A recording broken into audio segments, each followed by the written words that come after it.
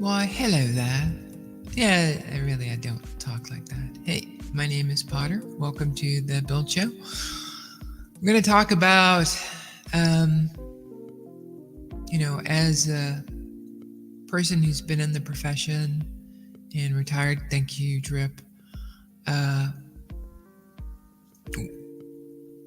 software delays. And so I kind of got some bulleted points and we'll go over them right now.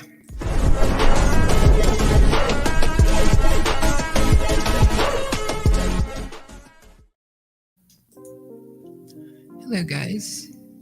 So, welcome to the Build Show. My name's Potter. If you haven't been here before, no, you know what? Actually, I want to start this show out by saying I just realized we've been on for a year plus, and there's some people who have been, subscribed for over a year. So, thank you. Even though the motto of the show is we do not ask that you like, subscribe, or follow, but a comment would be nice. So, this isn't financial advice. We're going to talk today about the Drip Network, specifically, the delay, the great delay. If anybody's been with Forex forever, that's kind of his idiom. He will go with pause over possible, trouble in the app. So, but none of this is meant to be financial advice. As Lee says, I'm not a financial advisor. I'll never be one. So, yeah, we're just going to get into it. And thanks for tuning in. All right. So, what we know about, specifically TDD, but it happens in all software development, is when you make wholesale changes versus updates. So, specifically on blockchain technology, it's really difficult to make,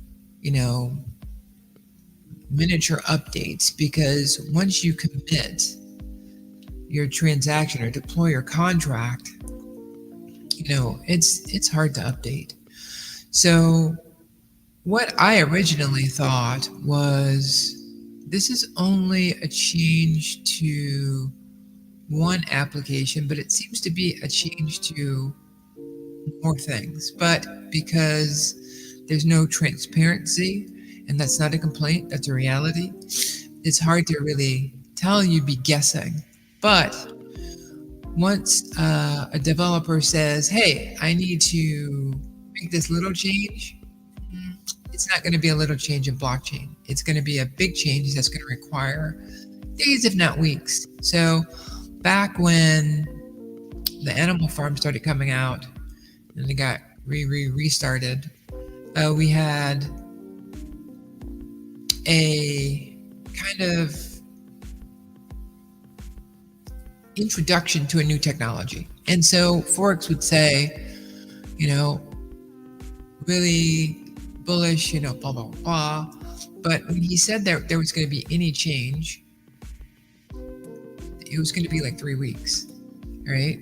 Because he would communicate that, I have to do this, I have to do that, I have to do this. And so I don't think he's going to change. I don't think any dev is going to change. If we go to a game like the Avengers, which crashed horribly, you take a look at the things that they changed, and they just kept pushing things back. And then when they went into production, they started pushing stuff out, and it was crap. And it just made the game progressively worse. But people wanted it.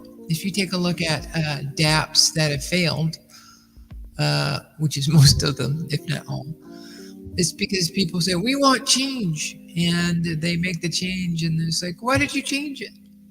So if you have a solid dev, they're not going to be influenced by public opinion. So you have to have a little bit of a narcissist, and I think we've got that.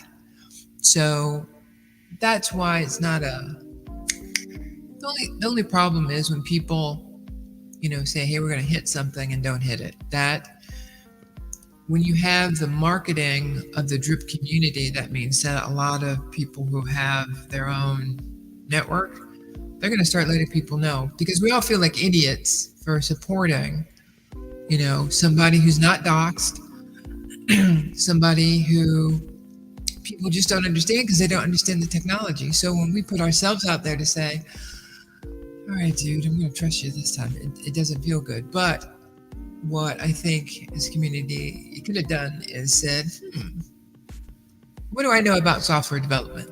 Let me help calm it down. Now, don't get me wrong. There's this video of Terry Tate. He knocks over this guy drinking coffee, and on Monday, and then oddly enough, he goes DDD at the end. But I felt like that on Monday, but not because I wanted him to go quicker, but because I wanted not to be told something that you can't be sure of. And to give people who want to say, you're stupid, ammunition to come beat us up in the face, because that's all they do. They go, I told you. Meanwhile, it's not true. We also missed a great deal of momentum for a change that we think will be good, but we can't be sure. So that's the whole thing there. Now, drip candidate versus drip DDD candidate versus drip OG release. I say a candidate because until it's in production, it's just a candidate. That's the way it works in the software world. You'll say, I've got a candidate scheduled for release, and that will go through QA and be promoted into staging, and from staging it's pushed to production in a true SDLC climate. In blockchain, when you have a solo architect who is admittedly not strong into code anymore, but can get in there and get the best of them, you kind of have a disconnect. So I think that's where we are, because your devs can say, hey, I'm ready. And you look at the code and you go, it's not ready. When I was working at AOL Time Warner, we had to make a major push, all desktops everywhere within the domain. So that's payroll, that's your boss, that's the CEO, that's the president using mail. You've got to hit that. And so, we'd be up late at night, eating pizza in the office, but we would test. And sometimes I would be told something, I'd go look at the code, and I'm like, that's not good enough. You have to change that. Now, in a Windows or Linux or Unix world, you can change things on the fly. You can say, oh, that system is doing X, let me fix it. In blockchain, though, you got one shot. And so when I found out that these aren't just, hey, I'm going to add this new page, but we're making changes to drip.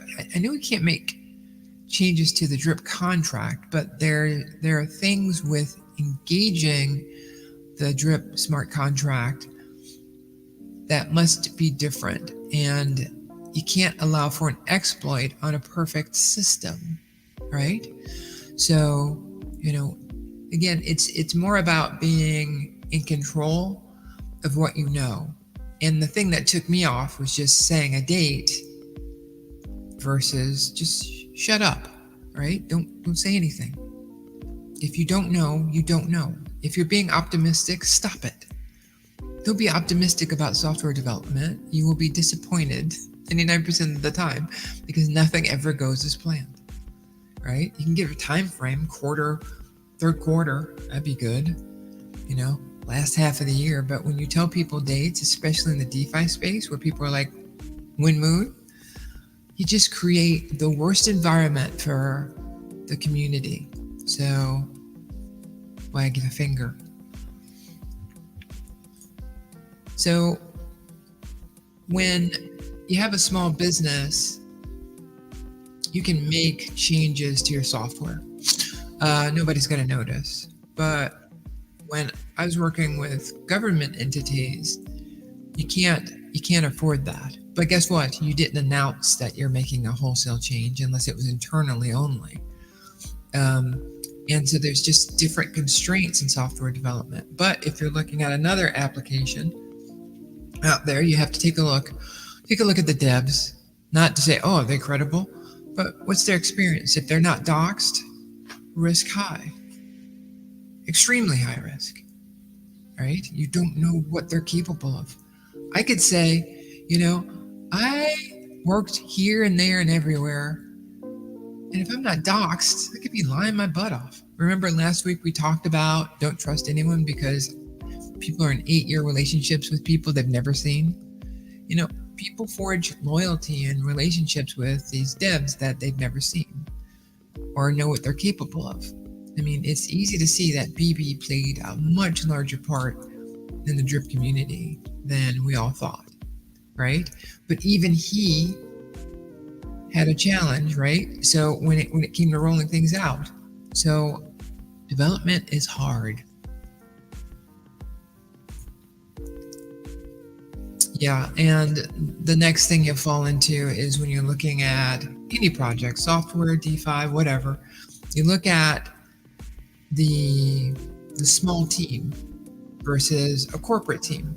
The corporate team, like the one of the last projects I worked on, I think I don't know, we had maybe 30 devs, and they still required code reviews, right? And when you talk about code reviews, you've got your UI integration, you've got your core code, you've got versioning, you've got push to production, you've got auditing. If you're a team of 1 or 3 or part-time, that expands. The delays expand. So again, as the drip community, we can be smarter about our expectations versus believing in the hopium of our architect, right? Shame on me for believing it, but I think that's probably why I was the most upset, right? Because I knew better. You don't ever listen to him when it comes to anything other than he's done it, and that's it. Even any rollout, it's always the same. There is no push button moment in DeFi unless you're probably a fraud, right? Or you haven't done the work that a person like a Forex would do. I mean, he's not my best friend right now, but at the same time, he's a person that, when I look at his production, he produces. Right now, he's kind of like Antonio Brown, you know? He's a goat, but the sideline stuff and the off the field stuff, you know? But when it comes to what happens on the field, guy's solid, right? I can't refute it. Like, one of the things that people forget is when the animal farm was paused, everybody's like, I'm never going to get my money back. Forex and the dev team in BB, they created an environment which is much like rollups on Ethereum. In layer 2 rollups, you have to get these transactions and you submit them as a batch to the layer 1. The layer 1 approves them. But as part of layer 2, you have to have a mechanism in place to be able to reproduce all of the transactions in a certain state. This way you'll block out validity. Go look it up. It's there. Everything I said, but probably better. What those two guys did, they rolled back all the transactions. And I mean, there were a lot, especially when you consider bots. And they put the exact amount back in people's wallets. Not a little under. Yeah, there were some misses, but they recreated a blockchain state.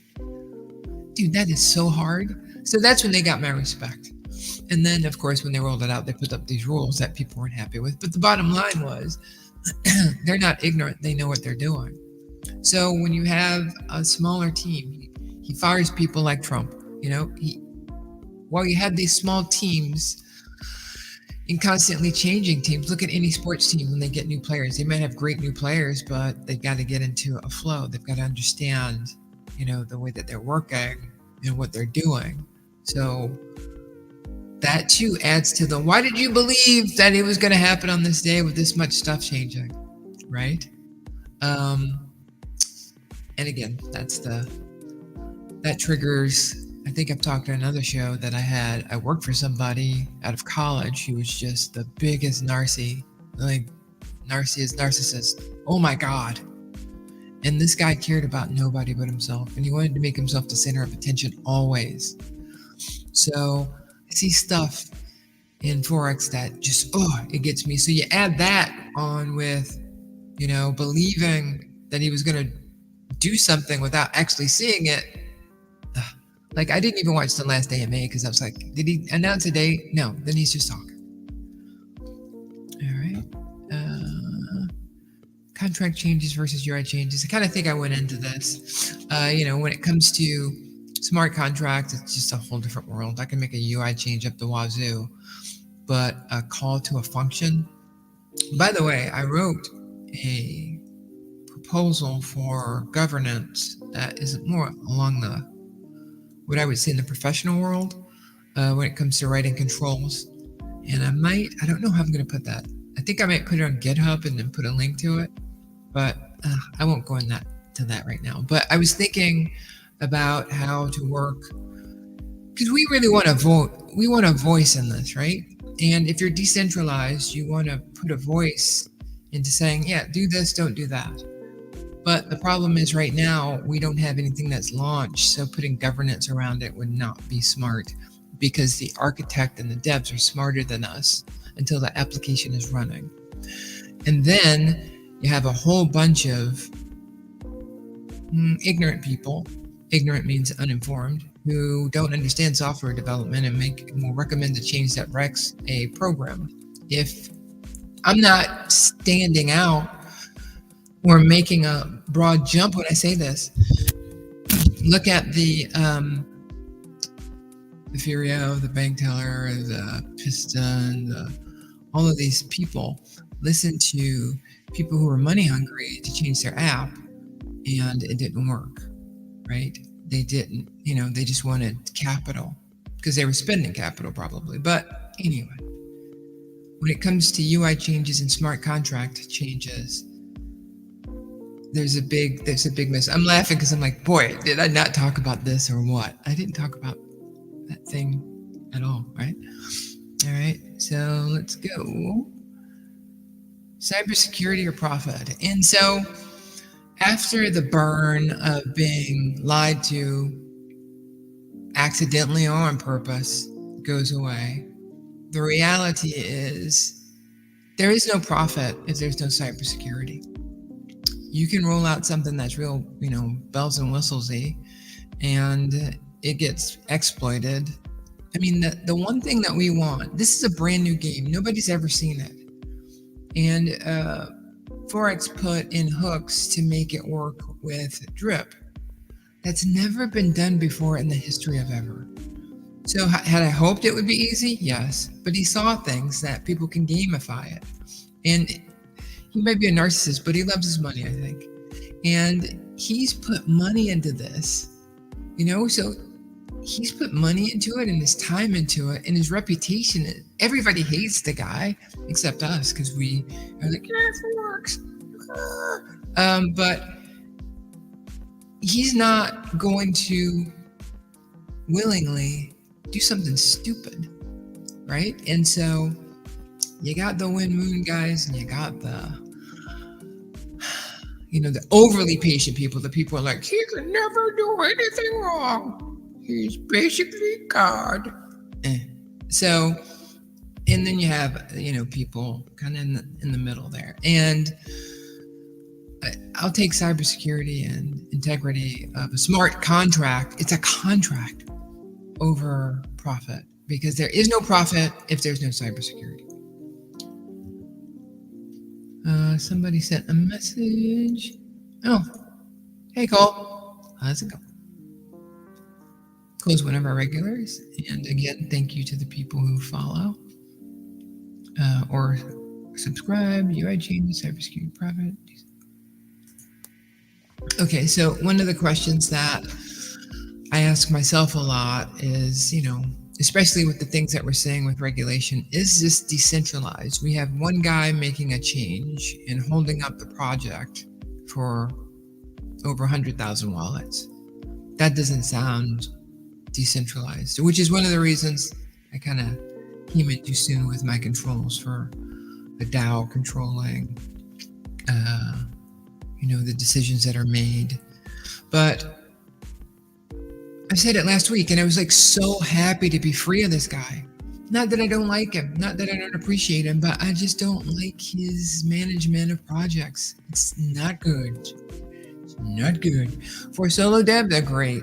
for a person that pushes stuff out to 100,000 wallets, worst ever. Uh, just not, it's not his idiom. He's a salesman. He's a smart, arguably the smartest guy in DeFi. But that doesn't mean, that he's good at rolling things out. It's like you can go to some players who are clutch. They hit that shot at the end of the game. And then that would be Forks, but he can't play the rest of the game, right? He needs pressure, like to become awesome, and that kind of sucks. But Forks also told us about, the thing with devs is, you have to give them a deadline or they just won't work, right? They'll do other stuff. But we're kind of centralized here. And so I was looking for the freedom of being gone from this guy, not because I don't like him, but because I don't want him involved in any project that has a launch date associated with it. I want him associated with the architecture and the setup of it, but nothing about launch. I don't ever want to hear from him again in my life about another launch because he sucks at it. And my feelings get wrecked every time he does it. So, yeah. Love you. Stay out of the kitchen. By the way, what are those ingredients to cook this? It's a hard love-hate thing, right? But I don't hate him. I just dislike him very strongly when he doesn't do what he says he's going to do. As I'm pretty sure for however many minutes I've been talking, I've said that consistently. All right, so when you type into a Telegram group, people can't hear your voice, right? So when a new person comes in, they're like, "Hello, sir. Have we launched yet?" "Yo, fudster!" And it's like, "I just got here. I was just asking the question, actually." Yeah. We're so tense. We're all feeling so stupid for trusting, for believing. We're all in episodes of a sitcom where, to keep the show going, they can't win the lottery because they'll move out of the house and the show will end, right? So we all have that scenario that we're stuck in. And when he does something like this, good reason or not, we lose our shite, right? We are not happy. And I know I'll say stuff. But there's some people who really just go way over the line. But to some people, my way over the line is not their way over the line. And, we know that group of anti-FUD, he's the hero of everything. In a way, they're right, but not that much. And so, you have to ignore the noise and realize that he put his money in. His reputation is on the line. The feds are coming after crooks now, right? This has got to be done right. And at the end of it, unless he creates something good again, we don't ever have to worry about this again. So, patience. This is our last dance with this guy. He won't control anything anymore, and we can be truly decentralized. But this guy is going to be damned if he puts out something with his name on it, his money on it, his time on it, that associates with all the things that he has planned in the future. He's not going to do it until it's ready. And that's a hard reality. And that's one that we have to live with. That's what's going to happen. All right. Is the animal farm part? Yeah, I already talked about that. I really am horrible at these bullets. The restart. That's when he did that freaking amazing create a blockchain, create every transaction. Do you know how much work that is? And then to do it in a way that worked. Man, that was crazy. But the thing was, we got those, "Hey, I'm doing it tomorrow." It's not going to happen. Let's see. Yeah, and the rest is just the stuff I went into last week. So, guys, it sucks. That was like an Obama. It sucks. It's not fun. but with a financial application, an application that will be supporting a new world. Because here's what drip ends up being. And I probably should have talked about this tomorrow, but it ends up that we all, those who are in drip, invested in a platform that ended up creating a globally, yeah, it's global, an economy where developers and gamers can use this platform to create kind of like an economy in a game. So I play Marvel Strike Force. Sometimes you have to buy, things that'll go on to your player, or not equipment necessarily, but powers and the things that they can do by now. Because of drip, some people have the ability to build this, and right now if you want to sell your account in Marvel Strike Force, it's against term of service, but if you want to, you can go to this black market site and sell it for thousands. That's not going to be regulated, right? So now you'll have the ability to say, oh, I want to go to this power. An account will be hooked to your wallet, and it'll say, you want to buy that with drip? Yep. And you can just buy that with drip. And you can sell, things, as opposed to saying, no, I want to put that on, I want to buy something for my new character. No, I want to buy some popcorn. You can do that kind of thing. And it's all new. And so that's the future I look at. But it's all predicated around software development. And there's so much as the drip community goes that we can learn. And I think I'm finding a space, not my only space, in the drip community that I can add some light into the dark world of development. Nobody can help us figure out Forex. But the thing that we can figure out about him is he's not Jesus, and he's not Mr. Burns. So, that's a lot of room in between. But I think the majority of the people who came in 2021 are pretty thankful for him. So, with that said, thank you very much for tuning in. If you're still here, why are you still here? But if you're still here, thanks for all the months that you've been here listening to this. It has been a journey, right? And we've grown, trying to find our voice, feel more confident in it. But it would mean nothing if you guys a couple of dozen didn't fit in here to hear what we have to say. So we love you guys. Oh, got a message. Oh. Wait, let me pull these down. I hope that doesn't. Great life. Oh, wow. Thanks, dude. Appreciate you. And what are you still doing here? I thought I was talking to nobody. Maybe Cole. But I really appreciate you guys. And stay strong. Don't believe the FUD.